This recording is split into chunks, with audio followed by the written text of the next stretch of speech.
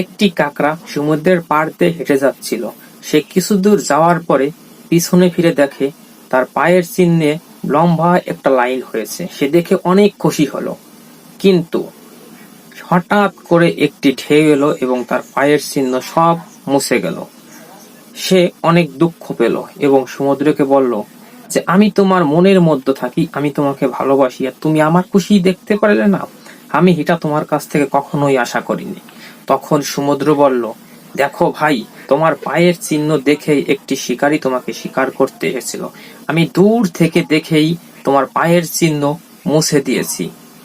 তখন আমাদের জীবনটাও ঠিক এইরকম, যা হয় তা আমরা দেখতে পারি না, আর যা দেখতে পারি তা হয় না। এই পৃথিবীতে 90% সম্পর্কই ভুল বোঝাবুঝির জন্য ভেঙে যায়। আর আমরা যদি কাউকে কোনো কিছু বলি, সে যদি সেই জিনিসে রাজি না হয়, তখন আমরা কষ্ট পাই, আমরা দুঃখ পাই, কিন্তু সেটা আমরা দেখি না যে সেটা আমাদের ভালোর জন্যই বলেছিল।